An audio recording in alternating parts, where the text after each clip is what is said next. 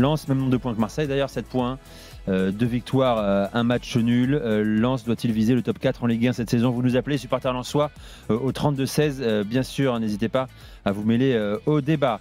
Allons-y les gars, sur ce débat justement. Je crois que vous avez pas mal d'arguments et je pense que vous n'êtes pas forcément d'accord. On était inquiet pour Lens. On avait commencé à en parler, Walid, l'autre jour. Finalement, pour l'instant, je dis bien pour l'instant, après 3 journées, c'est plutôt encourageant. Oui, c'est encourageant. Moi, je suis agréablement surpris par le début de saison de Lens. Tu l'as dit en introduction. Moi, je m'attendais à beaucoup plus de remous dans ce club. Bon, il y a eu l'arrivée de Pierre Dréossi, les départs de Franquès, d'Arnaud Pouille, de Fred Hébert, l'arrivée de Will Steele.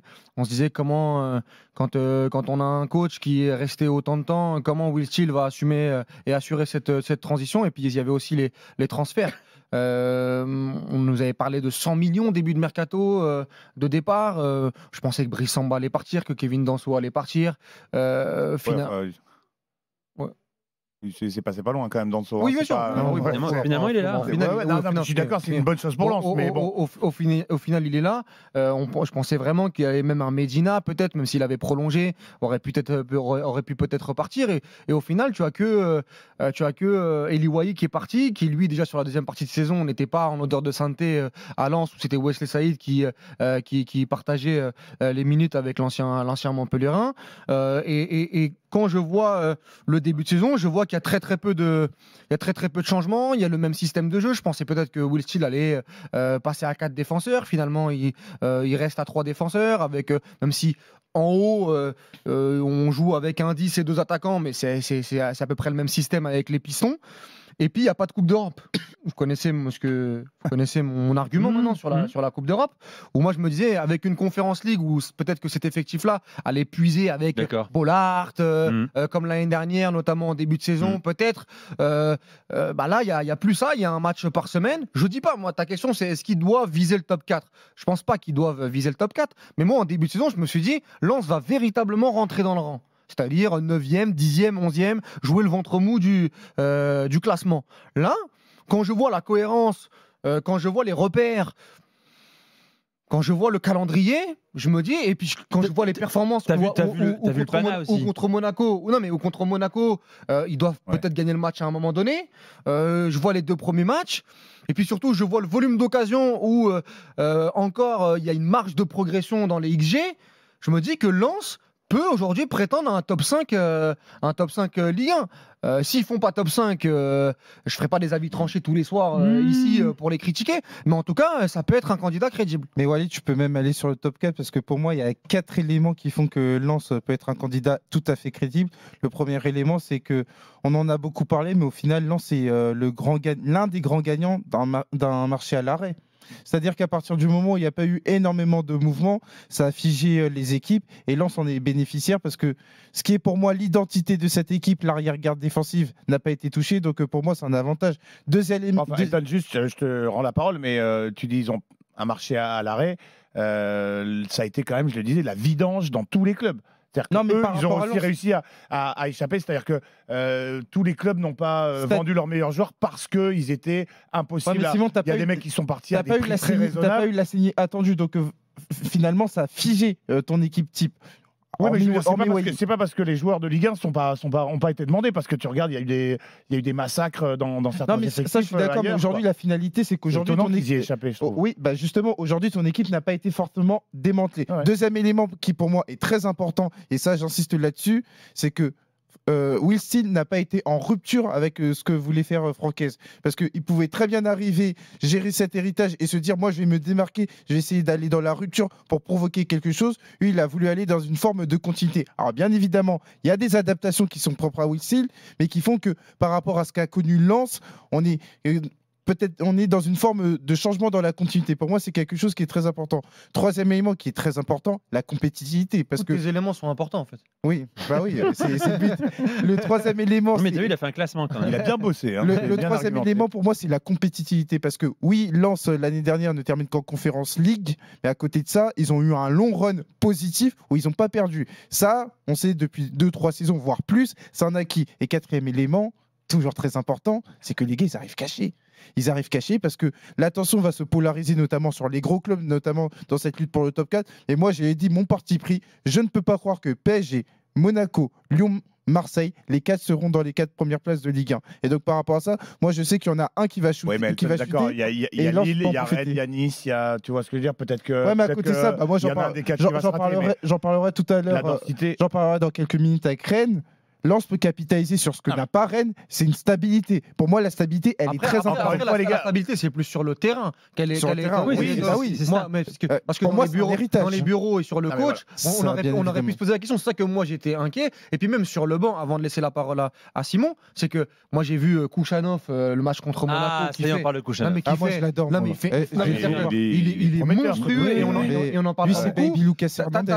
T'as Enzola qui a mis beaucoup de buts à la Spezia en Italie. Qui a foiré son prêt à la Fiorentina, mais on mise beaucoup sur Saïd aussi, mais qu'on n'a pas encore vu. Donc si Saïd ça fonctionne pas, ce mec-là, je pense, il peut déménager pas mal de défense en Ligue 1. Et le petit Zarouri aussi. Ah voilà, il me l'a volé, il est relou là.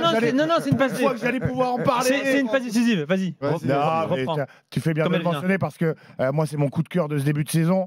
Ils ont vendu le petit El Aïaoui à Monaco. Non, finalement c'était pas fait. Il est pas parti parce que visite médicale ratée, il y a eu le problème. Mais qu'est-ce qu'ils ont à Lens là? Mais même lui, il devait partir, il n'est pas parti comme Danso. En tout cas, il est arrivé parce que il allait falloir repeupler au milieu de terrain.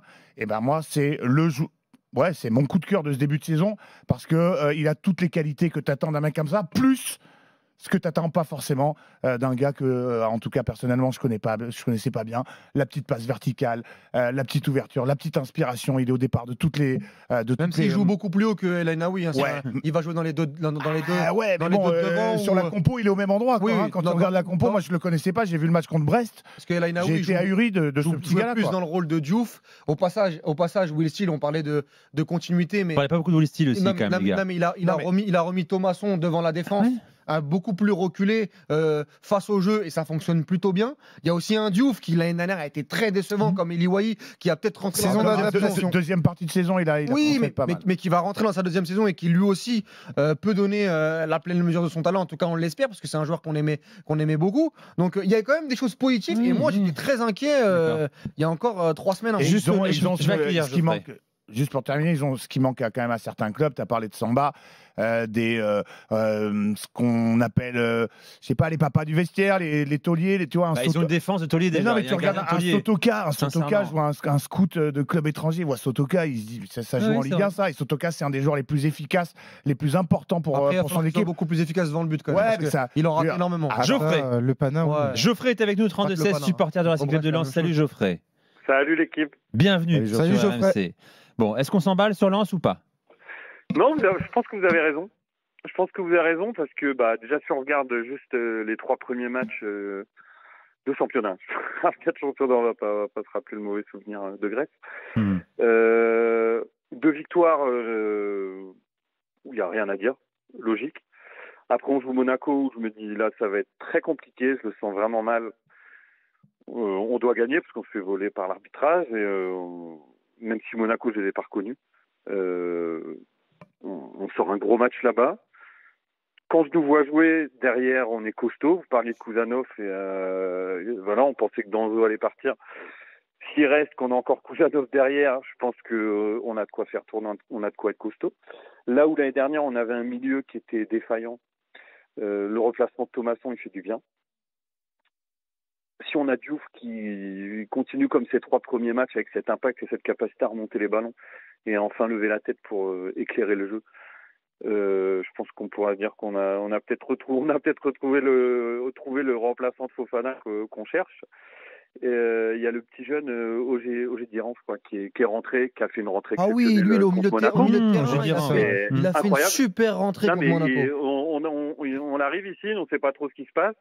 Pas trop qui sait, il met un impact de malade, parce que je me suis dit, waouh, quand tu es comme ça, il va vite sortir. Impact de malade, il récupère des ballons, il fait une ouverture exceptionnelle, et il obtient le péno. Donc, waouh, on dit, c'est pas mal, d'un point de vue milieu aussi. Et Geoffrey, pour compléter, si tu as ressuscité Thomasson, tu peux ressusciter Fulgini aussi un jour. Pourquoi pas? Ils étaient arrivés ensemble, ils ont été mis au placard en même temps aussi, après avoir bien aidé Lens en deuxième partie de saison après leur. J'y crois beaucoup moins. J'y crois beaucoup moins parce que Thomasson. T'étais persuadé que Thomasson il allait être à ce niveau-là en début de saison, toi? Non, mais en fait, il est repositionné. Thomasson est repositionné, donc je pense que c'est un poste qui correspond de toute façon à son profil. Voilà, il y a un joueur d'impact qui est capable de courir des marathons tous les week-ends. Fulgini, avec la concurrence de Zaroury, plus on a Pereira da Costa, je pense que ça va vraiment être compliqué pour lui. Maintenant, je souhaite qu'il apporte, mais je pense vraiment que ça va être compliqué. Et devant, on a 3 profils qui sont totalement différents. Et c'est ce qui nous avait manqué les dernières. Saïd, qui est un joueur vraiment exceptionnel, une finesse technique, enfin une intelligence de jeu. C'est quelqu'un de sous-côté. Certes, il a été blessé, mais qui je trouve vraiment exceptionnel. On a Senzola, je dis toujours comment prononcer son nom. Nzola, Nzola, voilà, au point d'appui physiquement, joueur de surface qui peut être là. Et surtout, on a je m'y attendais pas du tout, mais le petit jeune Labo Lascari qui est revenu de Laval. Oui, c'est vrai. Qui a cette capacité à prendre la profondeur, même si on voit qu'il doit encore progresser techniquement. Mais voilà, physiquement, il s'est épaissi en un an. Il apporte cette profondeur qu'on n'a pas. Donc ça nous fait 3 profils en attaque qui sont c'est très complet, intéressants. Exactement. Donc on peut faire quelque chose de beau cette saison.